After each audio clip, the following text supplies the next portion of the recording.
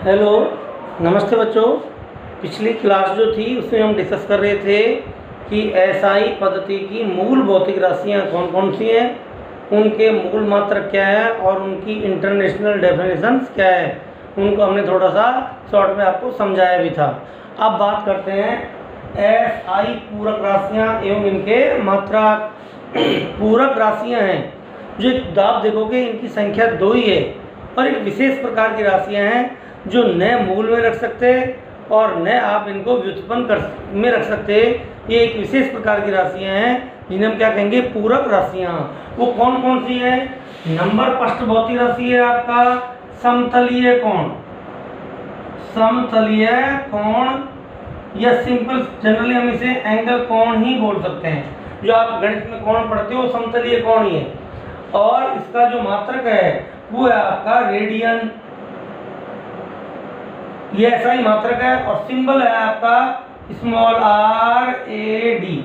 ये इसका सिंबल है। दूसरी जो भौतिक राशि है वो है ठोस कोण, सॉलिड एंगल। ठोस कोण समझाएंगे आपको क्या होते हैं। ठोस कोण या घन कोण दोनों ही नाम है। ठीक, इसका मतलब होता है स्टेरेडियन। स्टेरेडियन और इसको लिखेंगे एस और आर से। तो ये आपकी 2 पूरक राशियां हैं। ये इनके मात्रक हैं और ये मात्रकों के सिंबल हैं। अब आपको बताते हैं कि समतलीय कोण क्या है, ठोस कोण क्या है, 1 रेडियन कितना होता है और 1 स्टेरेडियन कितना सॉलिड एंगल होता है। तो उसके बारे में हम आपको बता रहे हैं। देखिए, बात करते हैं सबसे पहले समतलीय कोण की या प्लेन एंगल। कौन सा? समतलीय कोण या प्लेन एंगल। ये क्या होता है कि यदि हमारे पास एक ये वृत्त है या सर्कल है, ये हमारा एक वृत्त है। अब देखिए इस वृत्त का ये केंद्र है और अब इस वृत्त का एक जो परिधि है उसका एक हिस्सा लें तो इसे क्या बोलते हैं? ये आपकी कहलाएगी चाप। और चाप के जो दोनों सिरे हैं ए और बी, इसको हम कहां से कर दें? यहां से ज्वाइन करा दें सेंटर को, केंद्र को मिला दें। तो जो ये आकृति बनी है क्या कहलाएगी? कोण। तो ये क्या आपकी त्रिज्या, ये चाप और ये आपका कोण है। वृत्त की त्रिज्या के वृत्त की परिधि का एक हिस्सा है चाप। चाप के सिरों को यदि वृत्त के केंद्र से मिला दें तो जो आकृति अनुरेखित होती है उसे हम क्या कहेंगे? कोण। तो ये आपका एंगल है। ये छोटा है, छोटे को हम डेल्टा से देते हैं, ये डीएस है। तो ये माना एक छोटी सी चाप है डीएस। जब भी किसी भी चीज के पहले डी लग जाए जनरल में उसको कहेंगे, जैसे आपकी समझो टी टाइम है और डी टी मानी छोटा टाइम, बहुत अल्प टाइम है। इसलिए एस क्या होती है? चाप और डीएस क्या है? छोटी चाप। तो कोण को हम थीटा से लिखते हैं तो डी थीटा क्या हो गया? छोटा कोण। ठीक, अब कोण की डिपेंड क्या होती है? कोण बराबर होता है चाप बटा त्रिज्या और इसका मात्रक होता है वो होता है रेडियन। ये आपका कोण होता है। अब जैसे यहाँ पर डी थीटा बराबर चाप कितनी है? डीएस और त्रिज्या कितनी है? आर। ये हो गया आपका रेडियन। तो ये आपका कोण का फॉर्मूला होगा। तो याद रखना है कोण बराबर चाप बटा त्रिज्या। अब देखिए हम बात करते हैं कि 1 रेडियन कोण कितना होगा। कितना? 1 रेडियन। तो देखिए यदि आपकी जो चाप है ये ds बराबर r हो कि चाप की लंबाई त्रिज्या के बराबर हो। चाप की लंबाई किसके बराबर हो? त्रिज्या के। तो देखो d थीटा बराबर r बटा r रेडियन बराबर क्या हो गया? 1 रेडियन। तो बताओ 1 रेडियन कोण कितना है? 1 रेडियन कोण की परिभाषा क्या है कि वृत्त की त्रिज्या की लंबाई के बराबर चाप। वृत्त की त्रिज्या की लंबाई के बराबर चाप वृत्त के केंद्र पर जो कोण बनाती है, ठीक, उसे हम क्या कहेंगे? आपका 1 रेडियन कोण कहेंगे। अब आप सोच रहे होंगे सर कोण तुम डिग्री में मापते हैं? बिल्कुल, मापने का एक दूसरा तरीका है वो है डिग्री। ठीक, उसको भी बताते हैं और डिग्री और रेडियन में संबंध भी आपको मैं बता देते हैं। और एक रेडियन कितने डिग्री के बराबर होता है ये भी हम आपको बता रहे हैं। अब देखिए, अब आपसे पूछे कि पूरे वृत्त की जो परिधि है ये केंद्र पर पूरा कोण कितने रेडियन का बनाएगी, तो संपूर्ण वृत्त द्वारा, इसके द्वारा संपूर्ण वृत्त द्वारा केंद्र पर बना कोण, केंद्र पर बना कोण क्या होगा, केंद्र पर बना कोण बोलो थीटा बराबर परिधि, क्योंकि पूरी चाप को हम क्या बोलेंगे परिधि, बटा त्रिज्या, और परिधि होती है 2 पाई r बटा r, क्या हो गया 2 पाई रेडियन। बोलो, तो संपूर्ण वृत्त के द्वारा या संपूर्ण परिधि के द्वारा केंद्र पर कितना कोण बनाता है 2 पाई रेडियन। ठीक, अब हम रेडियन और डिग्री में संबंध देखते हैं कि रेडियन और डिग्री में क्या रिलेशन है। देखिए बच्चों, डिग्री पद्धति में आपका जो पूरा कोण है इसको ये मानते हो कि बराबर 360 हिस्सों में बांट दें, तो एक हिस्सा या जो अंश होता है, डिग्री को बोलते हैं अंश। ठीक, तो एक हिस्सा या अंश होता है उसे 1 डिग्री कहते हैं। तो आपका 2 पाई रेडियन, 2 पाई रेडियन बराबर कितना होता है 360 डिग्री। कहते हैं जब तेरे जैसे मैं 360 देखता हूँ, इसी वजह से कहते हैं कि वो दुनिया में घुमा व्यक्ति है, अनुभवी आदमी। तो 360 का मतलब संपूर्ण कोण। ठीक, अब याद करने के लिए छोटे बच्चों को बताते हैं, तो कोई व्यक्ति अपनी प्रेमिका से कहता है कि मैं 360 डिग्री कोण घूमा दुनिया में, तब मुझे 2 पाई, 360 डिग्री में घूमा जब 2 पाई, तो याद हो गया 2 पाई बराबर 360 डिग्री। तो पाई आप देखिए, तो पाई रेडियन या 1 रेडियन बराबर क्या हो जाएगा 360 डिग्री बटा 2 पाई, ये हो जाएगा 180 डिग्री बटा पाई, और ये हो जाएगा 57.3 डिग्री। तो 1 रेडियन कोण कितने डिग्री के बराबर होता है 57.3 डिग्री के बराबर। तो ये भी आपको याद रखना है, न्यूमेरिकल वगैरह में जब पढ़े तो 1 रेडियन बराबर 57.3 डिग्री होता है या 180 डिग्री अपॉन पाई होता है, ये आपको याद रखना है। दूसरा, इसके साथ आपको बता दें कि कोण जो 1 डिग्री है, 1 डिग्री को बराबर 60 हिस्सों में बांट सकते हैं, और एक कोण कहलाता है मिनट, ये निशान है, इसे बोलेंगे आर्क मिनट। तो 1 डिग्री किसके बराबर होता है 60 मिनट के बराबर, आर्क मिनट होता है लेकिन मिनट बोल देते हैं। और 1 मिनट जो कोण होता है उसको बराबर 60 हिस्सों में बांट दें, तो एक हिस्सा कहलाता है सेकंड, तो होता है 1/60 आर्क सेकंड। ठीक, 1 डिग्री में 60 मिनट, ये मिनट समय का कोण है लेकिन ये आर्क मिनट बोल देते हैं। ठीक, तो समय अलग चीज है, यहाँ पर कोण को भी आर्क मिनट में मापते हैं, बोलने में और मिनट बोलते हैं। तो 1 डिग्री में कितने मिनट 60 मिनट, और 1 मिनट में कितने सेकंड 60 सेकंड। तो 1 डिग्री में कितने सेकंड हो जाएंगे 3600 आर्क सेकंड होते हैं। तो ये भी हम न्यूमेरिकल में उपयोग करेंगे। तो ये आपके कोण की बात हुई कि समतलीय कोण क्या है, उसकी परिभाषा, उसका फॉर्मूला क्या है, 1 रेडियन कोण कितना होता है, 1 रेडियन की क्या परिभाषा है, डिग्री और रेडियन में क्या रिलेशन है, और 1 डिग्री बराबर होता है 57.3 डिग्री। अब हम बात करते हैं इसकी दूसरी जो राशि है आपका ठोस कोण, इसकी बात करेंगे ठोस कोण की दूसरी पूर्व राशि। ठोस कोण, दूसरी पूर्व राशि हो गया आपकी ठोस कोण या सॉलिड एंगल भी कहते हैं अंग्रेजी में। इसका मात्रक है स्टेरेडियन, स्टेरेडियन, इसको लिखेंगे ऐसा। अब आप देखो इसमें ठोस कोण क्या होता है। आप कल्पना करो कि आपके पास एक गोला है, वृत्त नहीं है, गोला। आपका जो तरबूज होता है वो बिल्कुल गोल, वो गोला। फुटबॉल है, वॉलीबॉल है, ये सब क्या आपका गोला है। अब देखिए आपके पास एक आपके फुटबॉल है, तब देखो ये आपका एक फुटबॉल है, बिल्कुल सर्कुलर, वो इस तरीका गोला है। इस फुटबॉल पर प्रकार से मारकर लेके हम क्या बना लें, एक व्रत बना लें। क्या बना लें? व्रत, क्योंकि ये व्रत नहीं है। इस फुटबॉल के ऊपर प्रकार से हमने क्या बना लिया? व्रत बना लिया। और इसी व्रत की जो परिधि है उसको इसके केंद्र से मिला दें सभी। देखो तो आपके एक सॉफ्टी बन जाएगी। आपने सॉफ्टी तो खूब खाई है, क्या बन जाएगी? कोन, शंकु जैसा बन जाएगा। ये एक सॉफ्टी बन गई।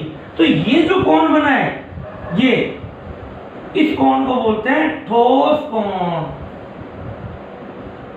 क्योंकि ये आपकी चाप नहीं है, ये आपका क्षेत्रफल है। तो किसी भी 3D आकृति, किसी भी 3D जो ज्योमेट्री आकृति त्रिविमीय, जैसे गोला है आपका, कोई भी आकृति हो, जैसे आपका इलिप्सॉइड है, दीर्घवृत्त है, तो उसका जो क्षेत्रफल है वो केंद्र पर जो कोण बनाता है वो कहलाता है ठोस कोण। ये 3D में होता है। तो आपका चाप जो कोण बनाती है वो होता है समतलीय कोण, क्योंकि वो आकृति समतल में होती है, ये 3D में होती है। और आपका क्षेत्रफल केंद्र पर जो कोण बनाता है वो कहलाता है ठोस कोण। अब क्षेत्रफल को हम किससे लिखते माना? DA से। और ये जो ठोस कोण है इसको लिखते हम D से, ठीक। और ये आपकी क्या है? गोले की त्रिज्या। तो क्षेत्रफल ठोस कोण क्या हो गया? ठोस कोण D बराबर क्षेत्रफल जिसने कोण बनाया बटा त्रिज्या का स्क्वायर। ये आपका ठोस कोण का फॉर्मूला होगा। क्या? ठोस कोण बराबर क्षेत्रफल अभिलंब क्षेत्रफल, क्योंकि गोला है तो ये अभिलंब क्षेत्रफल होगा, क्योंकि त्रिज्या और स्पर्श रेखा परस्पर लंबवत होगी। तो हम ये कह सकते हैं ठोस कोण बराबर अभिलंब क्षेत्रफल बटा त्रिज्या का स्क्वायर, ठीक। और इसका मात्रक होगा स्टेरेडियन। अब बोलो एक स्टेरेडियन कितना होगा? यदि DA बराबर क्या हो? R² के बराबर। ये जो क्षेत्रफल है ये त्रिज्या के वर्ग के बराबर हो, R² के। तो देखो DO बराबर क्या हो जाएगा? R² बटा R² बराबर 1 स्टेरेडियन। तो क्या हुई परिभाषा? गोले की त्रिज्या के वर्ग के बराबर का क्षेत्रफल गोले के केंद्र पर जो कोण जो ठोस कोण बनाता है, गोले की त्रिज्या के वर्ग के बराबर का क्षेत्रफल गोले के केंद्र पर जो ठोस कोण बनाता है उसे एक स्टेरेडियन कहते हैं। अब प्रश्न ये है सर, ये पूरा गोला कितना कोण बनाएगा? पूरा गोला केंद्र पर कितना ठोस कोण बनाएगा? तो देखो यहाँ भाई पूरे गोले का क्षेत्रफल लिख दो। गोले का क्षेत्रफल होता है 4πr² और बटा R²। स्टेरेडियन R² से R² कैंसिल, कितना हो गया? 4π स्टेरेडियन, ठीक। तो आपका गोले के समकोण क्षेत्रफल के द्वारा केंद्र पे बना जो पूरा ठोस कोण कितना होता है? 4π। तो केंद्र पर जो बना कुल समतलीय कोण होता है वो होता है 2π और ठोस कोण होता है 4π स्टेरेडियन। तो इसको भी हम उपयोग करेंगे 12th में भी एग्जैक्ट काम आता है। तो ये आपके SI पद्धति की दो पूरक राशियां होगी। अब आप कह रहे हो सर इनमें विशेष क्या बात है? देखिए हमने बच्चों कोण है समतलीय कोण, कोण बराबर पड़ा चाप और बटा त्रिज्या। अब देखिए चाप भी मीटर में और त्रिज्या भी मीटर में, तो मीटर से तो मीटर कट गया, इसका तो कोई मात्रक होना ही नहीं चाहिए, लेकिन मात्रक है क्या? रेडियन। यही विशेषता है इसकी। बाकी व्युत्पन्न राशियों में यदि ऐसा होगा तो हम कहेंगे उसका कोई मात्रक नहीं है। समझ में आ गया? व्युत्पन्न राशियों में यदि इस तरह की कोई बात आ जाए कि ऊपर नीचे के मात्रक कट जाए तो उस स्थिति में उसका कोई मात्रक नहीं होता। लेकिन यहाँ पर हम मात्रक ये नहीं कह सकते मात्रक को, क्या होगा मात्रक? रेडियन। ऐसे ही ठोस कोण का देखो, ठोस कोण होता है क्षेत्रफल बटा त्रिज्या का स्क्वायर। अब देखो क्षेत्रफल का मीटर स्क्वायर, त्रिज्या भी मीटर स्क्वायर, मीटर स्क्वायर से मीटर स्क्वायर कैंसिल। ऐसा लगता है कि इसका कोई मात्रक नहीं है, लेकिन मात्रक लेंगे क्या? मात्रक क्या होगा? स्टेरेडियन। तो देखिए फॉर्मूले देखने में ऐसा लग रहा है कि इन राशियों का कोई मात्रक नहीं है, ये मात्रकहीन होनी चाहिए, लेकिन ऐसा नहीं है। यही तो ऐसी राशियां फिजिक्स में जिनकी जो ऊपर नीचे के मात्रक कट रहे हैं लेकिन फिर भी इनके मात्रक होते हैं, इसलिए इन्हें क्या बोलते हैं, अलग से रखा गया है इन्हें। और ये आपकी दो पूरक राशियां हैं, कौन कौन सी, प्लेन एंगल और सॉलिड एंगल, या समतलीय कोण और ठोस कोण। तो ये आपकी होगी पूरक राशियां। अब बात करते हैं आपकी तीसरी, व्युत्पन्न राशियां और उनके मात्रक, अर्थात व्युत्पन्न मात्रक। मूल मात्रक पढ़ लिए, पूरक मात्रक पढ़ लिए, अब बात करते हैं व्युत्पन्न मात्रक की। ठीक, तो व्युत्पन्न मात्रक के बारे में पढ़ रहे हैं।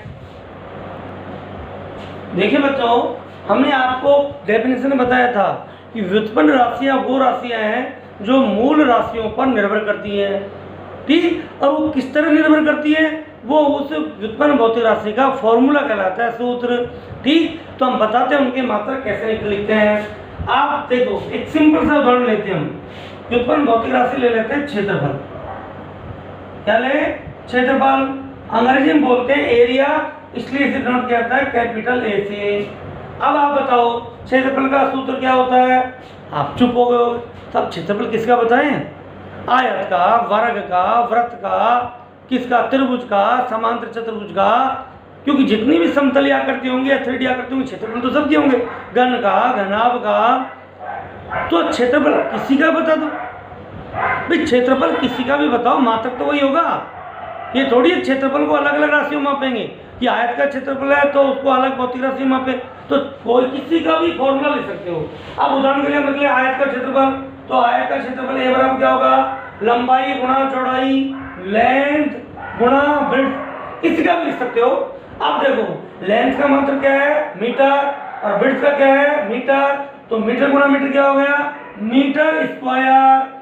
ये किसका मात्रक हो गया, क्षेत्रफल। तो क्षेत्रफल कैसी राशि है, व्युत्पन्न राशि है, क्योंकि आपकी लंबाई और चौड़ाई दोनों ही आपकी लेंथ में है, इसलिए ये आपका दो लंबाई गुणा होकर मीटर स्क्वायर आ गया। आप क्षेत्रफल से हम दो वृत्त का लिखेंगे, जो वृत्त का लिख लो। देखो यदि हम ए बराबर ये लिख ले पाई आर स्क्वायर, तो पाई का तो कोई मात्रक होता नहीं है, और आर का क्या होगा, मीटर, तो वही मीटर स्क्वायर आएगा। आप वर्ग का लिख लो भुजा स्क्वायर, वही मीटर स्क्वायर आएगा। इसलिए कोई फर्क नहीं पड़ता, आपकी भौतिक राशि क्षेत्रफल होनी चाहिए, क्षेत्रफल किसी का भी हो, मात्रक वही रहेगा। अब बात करते हैं जैसे आयतन की। आयतन इसे हम बोलते हैं वॉल्यूम, इसलिए कैपिटल वी से लिखें। अब सब आयतन भी किसका लिखें, अरे भाई किसी का भी लिख दो ना आयतन। जैसे हम किसका लिखते हैं, घनाभ का, तो घनाभ का आयतन क्या होगा, लंबाई गुणा चौड़ाई गुणा ऊंचाई। मैं फॉर्मूलों को इस वजह लिख रहा हूँ क्योंकि सबसे आसान है, सबके याद होते हैं। अब बताओ इसका मात्रक मीटर, इसका मात्रक मीटर, इसका मात्रक मीटर, तो क्या हो गया, मीटर क्यूब। ठीक, तो आयतन का, आयतन कैसी राशि है, भौतिक राशि, क्योंकि तीन मूल राशियों से गुणा होकर आ रही है। अब बात करते हैं जैसे घनत्व की, किसकी, घनत्व। अब घनत्व को या तो लिखते हैं डी से, क्या लिखते, डी मानी डेंसिटी, क्या लिखेंगे, रो से। किससे, ये आप सिंबल है, इसको बोलते हैं रो, तो या तो डी से या रो से, ज्यादातर रो से लिखते हैं। अब आपका घनत्व बराबर होता है द्रव्यमान m बटा आयतन v, अर्थात घनत्व होता क्या है, इकाई आयतन का जो वजन होता है, वस्तु के इकाई आयतन में जो वजन होगा उसे वस्तु का घनत्व कहेंगे। जैसे लकड़ी और लोहा लें और दोनों का इकाई आयतन लें, तो किसका वजन अधिक होगा, आपको सर लोहे का, तो हम कहेंगे लोहे का घनत्व अधिक है। ठीक, तो वो, अब द्रव्यमान का मतलब क्या होता है भाई, किलोग्राम, और आयतन का ये पर, तो किलोग्राम प्रति मीटर क्यूब। तो घनत्व का आपका क्या आ गया, द्रव्यमान बटा आयतन, फॉर्मूला, और इसका मात्रक क्या हो गया, किलोग्राम प्रति मीटर क्यूब। और हम भौतिक राशि आगे लें, जैसे आपका चाल ले लें, चाल स्पीड, तो चाल बराबर, आपने क्यों पढ़ा है, चाल बराबर दूरी बटा समय।